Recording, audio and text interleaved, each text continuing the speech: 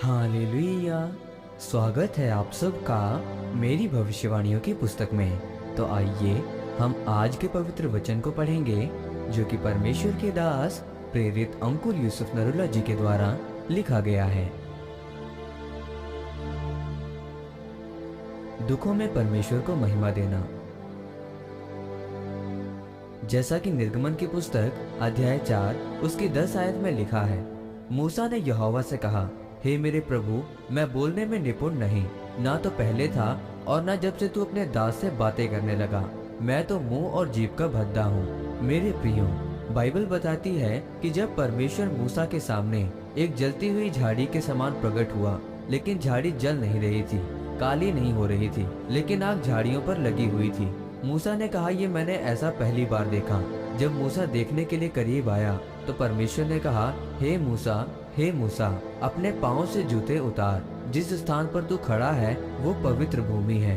Bible कहती है कि जब मूसा उसके पास गया तो परमेश्वर ने कहा, मैंने इजरायलियों के दुखों पर दृष्टि की, मैंने उनकी प्रार्थना पर मन लगाया है। मैं तुझे भेजना चाहता हूँ कि तू जा और उन लोगों को छुड़ा। पहले तो मूसा कहने लगा, मैं नहीं जाऊंगा। परमेश्वर ने कहा, तेरे हाथ में क्या है? मूसा कहता है, लाठी है। परमेश्वर ने उससे कहा, इसको फेंक दे। जब उसने फेंकी तो वो सांप बन गई। ये देखकर मूसा सामने से भागा, लेकिन परमेश्वर ने कहा, मत डर। उसकी पूंछ पकड़। जब उसने पकड़ी तो वो लाठी बन गई। फिर परमेश्वर ने उसे ये भी कहा, अपना हाथ छाती पर रखकर ढांप। उसने अपना हाथ छाती पर रखकर ढांप लिया। फिर जब उसे निकाला तब क्या देखा कि उसका हाथ कोट से भरा हुआ बाहर आया। उसने फिर ऐसे ही किया तो उसका हाथ पहले जैसा हो गया। फिर परमेश्वर ने उसे कहा कि अगर ये भी चिन्हों का वो यकीन न करे तो नील नदी से थोड़ा जल निकालना और भूमि पर डालना, तो वो लहू बन जाएगा। सब बातों से परमेश्वर ने उसे तैयार कर दिया, लेकिन फिर मूसा कहता है, मैं नहीं जाऊंगा, क्योंकि मैं मुंह और जीभ का भद्दा हूँ।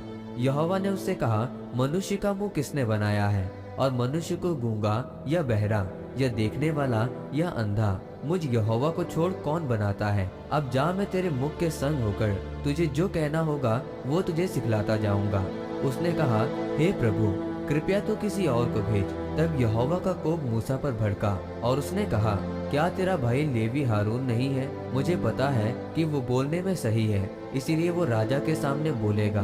आप सोचिए, जिस परमेश्वर ने उस लाठी से समुद्र को 2 भाग करने की शक्ति दे दी, लाठी को सांप बनाने की शक्ति दे दी, इतने बड़े बड़े चिन्ह दे दिए, लेकिन क्या उसकी जीभ को चंगा नहीं कर सकता था? समुद्र 2 भाग करना, अपनी लाठी मारकर चट्टान से पानी निकालना, क्या ये थथलापन ठीक करने से बड़ा चमत्कार नहीं है?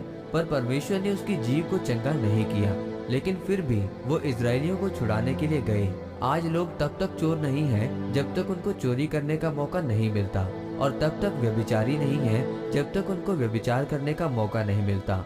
उनको 2 पैसों वाला काम दो, फिर देखो वो चोर हैं या नहीं। वैसे तो सब लोग ईमानदार पवित्रताई में बैठे हैं। मेरे प्रियो, सच्चाई ये नहीं है कि मैं मसीह हूँ। सच्चाई ये है कि परमेश्वर आपको 10,000 बातें कह रहा है, 5,000 आशीषें दे रहा है, पर आपकी एक परेशानी का वो हल नहीं कर रहा जो कि वो कर सकता है। परमेश्वर आपको देख रहा है कि क्या ये सच्चा है या नहीं। अगर ये सच्चा है तो अपने इस दुख के कारण भी मेरी महिमा करेगा। अगर ये धोखेबाज व्यक्ति है तो जिद करेगा कि नहीं परमेश्वर, पहले मेरी परेशानी का हल कर। बिना परमेश्वर से वाचा बांधे हुए उत्तर का आना असंभव है। अगर आपकी परीक्षा बड़ी है तो आपकी गवाही भी बड़ी होगी। आमीन। आइए इस अंगीकार को आप मेरे साथ एक मन होकर करें। सर्वशक्तिमान परमेश्वर, इस वचन के लिए मैं आपका धन्यवाद करता हूँ। परमेश्वर, मैं ये अंगीकार करता हूँ कि चाहे मेरे जीवन में दुख भी हो, फिर भी मैं आपका सुसमाचार लोगों तक लेकर जाऊंगा। प्रभु यीशु मसीह के नाम में, आमीन। परमेश्वर आप सबको आज के वचन के ऊपर मनन करने के द्वारा आशीषित करे। आमीन।